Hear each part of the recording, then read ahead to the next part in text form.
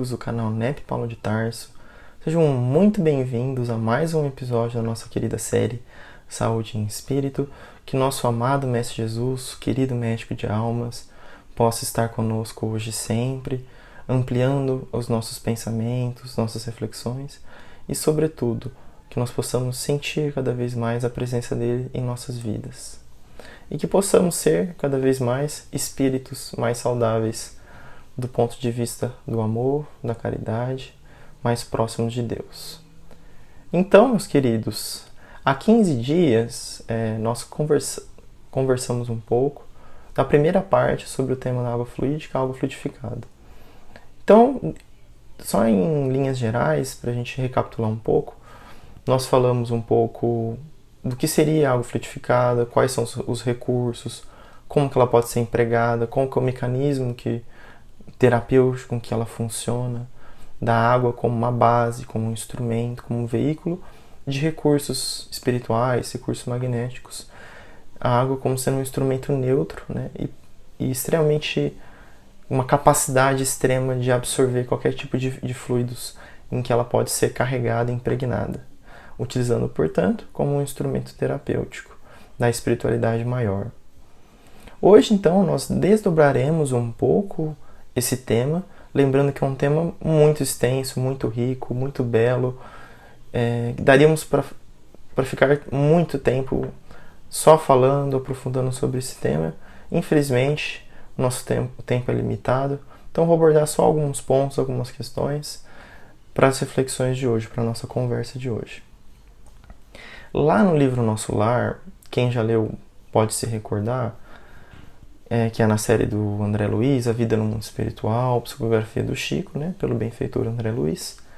Lá no capítulo 10, existe chamado No Bosque das Águas, existe um encontro, né, entre o André Luiz e o enfermeiro Lisias, que era o seu mentor ali, que estava o ajudando, né, naquele momento, em que Lisias o convida para ir lá no Bosque das Águas, que era um lugar belíssimo na colônia de Nosso Lar, em que tinha um rio azul, um rio belo, uma paisagem deslumbrante, em que lá onde era o reservatório de água da cidade, e que Lisias explica a André Luiz que aquela água não era apenas uma água comum, convencional, era uma água menos densa, mais fluídica, e que era, portanto, possível de ser impregnado de determinados recursos espirituais. E que na colônia de Nosso Lar, a água era a base da alimentação e dos remédios daquela colônia. E Lisias explica, né, como que a importância da água, essa misericórdia divina, esse recurso divino, em benefício, né, da humanidade, em benefício de nós. E é muito belo isso, né? E me recordei dessa questão da água ser utilizada como remédio, como alimento. Me recordei de um caso do venerável amigo, querido de todos nós, espíritas, o Dr. Bezerra de Menezes, enquanto ele estava encarnado na sua última encarnação, como Dr. Bezerra, umas histórias lindas, né, cheias de amor, em que a determinado momento, após uma reunião pública em que ele palestrava sobre o Evangelho, um homem o procurou. Aparentava ter por volta dos 45 anos, estava com o cabelo todo desalinhado, sujo, com a roupa amassada, e em uma face, né, de angústia, de dor, de desespero. Nesse momento, o Dr. Bezerra já percebeu que aquele irmão precisava de ajuda, de uma maneira muito empática, né, com compaixão, levou ele para um canto reservado e escutou aquilo que aquele irmão tinha a dizer. Então ele ouviu as suas dores, as suas angústias, né, que passava por extremas necessidades materiais, financeiras, não tinha dinheiro para colocar comida em casa. Tinham 2 filhos pequenos que estavam doentes, a esposa não tinha nada do ponto de vista material. E aquele desespero da necessidade, né, fez aquele irmão procurar uma alma boa, né, e generosa, Dr. Bezerra. Então, certamente ele viu que não tinha recursos ali, olhou os bolsos, viu que não tinha nada materialmente para dar, e por um momento ele é tocado por uma inspiração, ele em silêncio, ele ora a Deus, pede inspiração, pede amparo, roga aos espíritos que o auxiliavam, né, para que ele pudesse ajudar aquele irmão. Então o Dr. Bezerra pergunta a ele se ele tinha fé em Deus. E o irmão responde que tinha muita fé. Então, num abraço longo e demorado, em nome de Deus, né, cheio de amor, cheio de fé, cheio de bondade, cheio de esperança, impregnado de recursos divinos, da verdadeira caridade, aquele abraço tocou aquele irmão e só ele poderia descrever o que foi aquele abraço, né? O que ele sentiu naquele momento, de todo aquele amparo, aquele recurso divino. Então o Dr. Bezerra, né, muito comovido, orienta, né, pede para que aquele irmão retornasse à sua casa e que ele abraçasse toda a sua família daquele mesmo modo, com aquele amor, com aquela esperança, abraçasse sua esposa, abraçasse seus filhos e todos se abraçassem.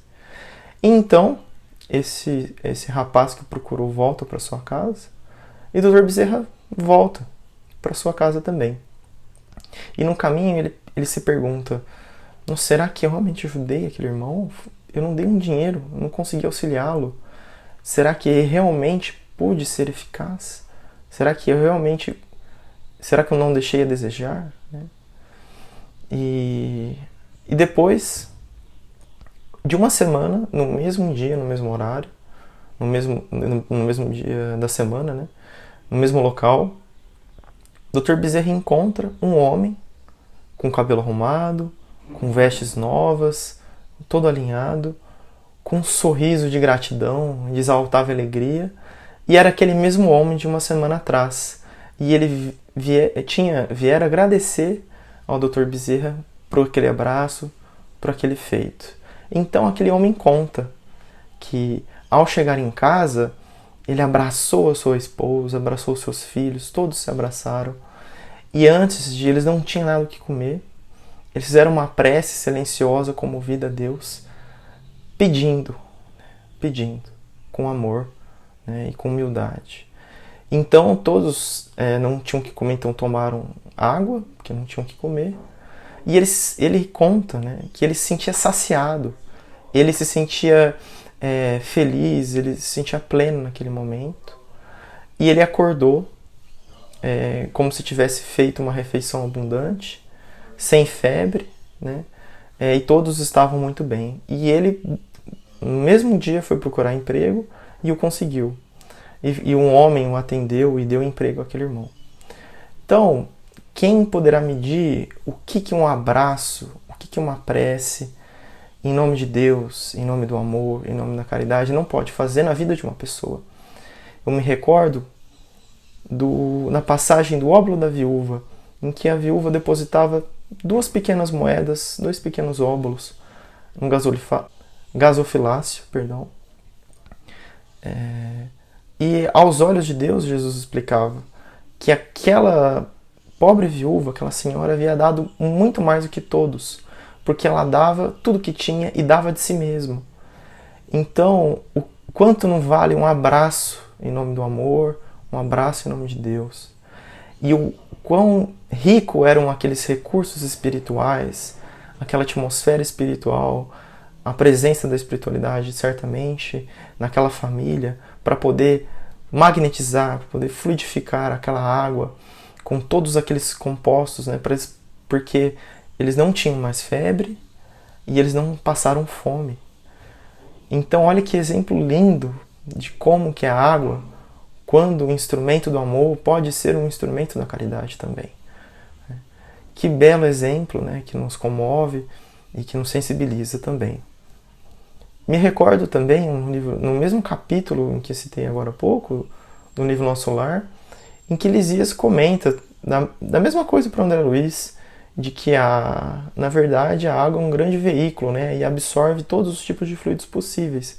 E que o homem ainda conheceria de que a água absorve todo tipo de padrão de pensamento de determinada casa, aquela atmosfera espiritual de determinada casa, de determinado ambiente, né, de determinado contexto de comunidade. E que coisa muito curiosa, existe pesquisador japonês, né, Masaru Emoto, que ele, desde o ano de 1989, que ele vem pesquisando, né, a influência das vibrações humanas sobre a água e seus cristais. E seu trabalho ficou conhecido com um livro chamado Messages from the Water, que tem até um documentário sobre o poder da água, se não me engano. Tem até um documentário que está disponível no YouTube, né, nos canais do canal do YouTube, né, do YouTube, enfim. E é muito fácil de achar nesse documentário. Se não me engano, O Poder da Água foi traduzido. E ele também tem um livro em que ele publica seu trabalho. O seu trabalho foi o seguinte: durante 8 anos, basicamente, ele pegou diversos tipos de água, de diversas fontes diferentes, em lugares diferentes do mundo, e a ideia dele era poder determinar esse tipo de influência sobre a água. Então, o que ele fazia? Ele congelava a água, ultracongelava, e utilizava um microscópio de campo escuro para poder fazer fotografia daqueles cristais de água que se formavam. Então ele fazia com esses tipos diferentes de água e fotografava, né, os cristais que eram formados depois de serem congelados. Então ele expunha aquela água, tanto de forma escrita quanto de forma oral, né, a determinados pensamentos e sentimentos. Então ele expunha o sentimento da gratidão, da fé. Se não me engano, em das águas ele tinha uma oração tibetana, pessoas que oravam. E pelo contrário, em outras fontes, né, tinham impregnadas de sentimentos, de emoções negativas, como ódio, rancor, raiva, palavras inferiores, infelizes, carregadas de sentimentos ruins, né, vibrações ruins, deletérias. E curioso é que depois que elas foram expostas a determinadas vibrações diferentes, aquelas que foram expostas a vibrações boas, como amor, fé, enfim, formavam cristais lindos de água, né? E aqueles em que foi exposta a vibrações infelizes, inferiores, formavam cristais deformados, feios, todos desestruturados, né? E ele mostra, né, por meio desse trabalho, tenta fazer uma relação entre a influência dos nossos sentimentos, nossos pensamentos na água, e como que a água tem essa capacidade, esse poder de absorver e, portanto, de ser um instrumento, né, de boas vibrações, de recursos positivos. Muito curioso, eu pessoalmente não sei se esse pesquisador ele teve algum contato com a obra de Chico Xavier, algum contato com o livro Nosso Lar, em que André Luiz revela isso, nesse capítulo, falando do Bosque das Águas. Mas isso que esse irmão, esse pesquisador fez, né, tem feito, vai de encontro com aquilo que os benfeitores espirituais nos mostram, nos falam através da doutrina espírita, né, e também dessas histórias, tanto como o Dr. Bezerra de Menezes, de tantos outros irmãos, como Eurípides Barçanufo, entre outros, né, que tem casos, histórias belíssimas envolvendo curas em torno da água. E também da terapia espírita, da água fluidificada, da magnetização, que é tão comum, tão corriqueira nas casas espíritas, nos centros espíritas, no culto do Evangelho do Lar também, como um instrumento de amparo, um instrumento de auxílio, para que recursos, né, divinos, espirituais, possam ser utilizados a nosso favor, né, e a favor de todos os nossos irmãos. Então fica aqui a reflexão para que possamos vigiar os nossos pensamentos, vigiar os nossos sentimentos, para que possamos realmente ter um padrão de elevação espiritual, de gratidão no nosso dia a dia, para que possamos, então, permanecer nesse estado, né? Que tanto o nosso corpo, que é feito de água, praticamente 70% dele é composto de água, e também para que possamos utilizar os recursos, né, espirituais a nosso favor, né? Seja na casa espírita, seja no culto do Evangelho no Lar, seja através de uma prece em frente a um copo de água, e com certeza com humildade, com fé, com gratidão, os nossos irmãos maiores, os nossos benfeitores, irão nos auxiliar nos momentos em que mais precisarmos. Então, com muita gratidão, que eu divido com vocês essas reflexões bem singelas. Infelizmente o tempo é muito escasso para podermos aprofundar um pouco mais, mas fica a cada um de vocês um grande abraço no coração, que o grande Mestre Jesus, o nosso grande Senhor, possa nos abençoar a todos, nos iluminar a todos, e fiquem com Deus e até o próximo episódio.